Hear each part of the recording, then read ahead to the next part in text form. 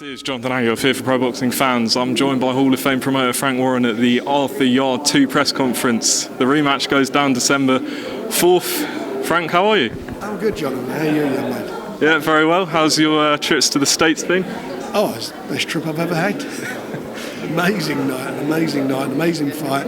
You know, to be part of boxing history. Absolutely. We'll get on to that later, but we are here for the rematch.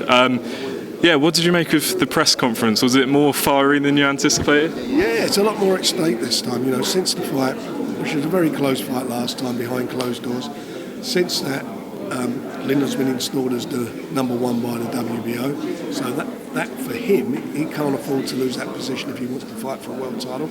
Anthony can't afford to lose another fight, and he wants to be in the number one spot. So they've got everything to go for. And I think there's a little bit of not a little bit, there's quite a bit of animosity, it seems, up there between all the camps. So that should add some spice to the ingredients to make it a special night. Does the winner of this fight, you know, Lyndon's got that number one position with the WBO, do you feel like this fight will put the winner in a mandatory position? Yeah, I do. And that's really what it's all about, is to make sure that happens, and that's why they're contracted for a rematch, and that's why it's happening. And how big would that fight be for the winner against Joe Smith Jr.? If we could get him over here, it'd be great, wouldn't it? If they got to travel, they got to travel. It wouldn't phase, whoever wins. I don't think they're too phased about fighting abroad. Certainly, I know Anthony Yarde's not. He went to, was it Siberia, or wherever he went with a couple of fights, so it won't bother him. I don't think it'll bother Lyndon either. In terms of the location for this fight, obviously Lyndon and his team wanted it in Manchester. Was that sort of the hold-up between this fight happening on October 9th? Yeah, there was a lot of nonsense going on behind the scenes, but we finally got it sorted out. We wanted to get it on October, and I've done the best I could. The venues weren't available to get it on in Birmingham, but that didn't happen. So now we're back to London because that's the only venue we can get.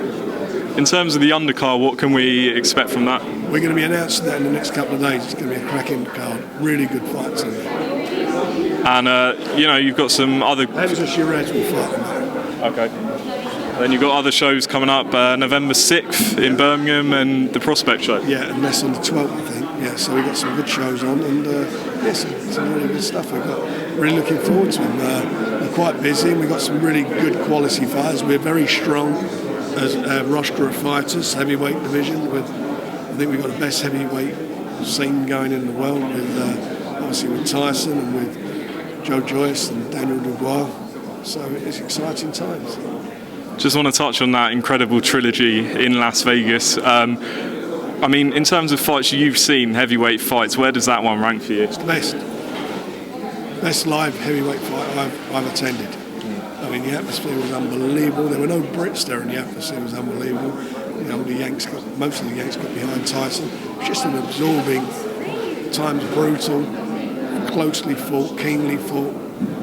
Both of them showed tremendous courage, will to win, and Tyson prevailed and did what he did, cement himself as being the best heavyweight of his generation.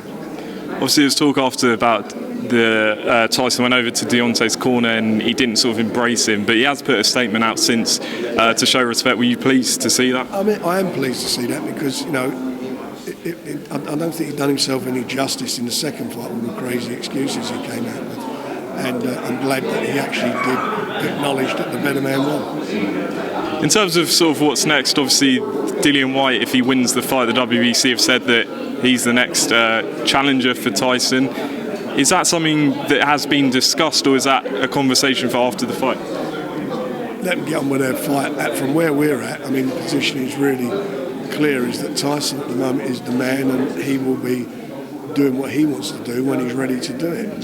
And we've not even discussed anything moving forward. It's not appropriate. He wants to spend some time with his family. He was in constant training for nearly 20 months, with some ups and downs, some bad downs, when his young newly born daughter was in intensive care on a couple of occasions, and also he caught COVID.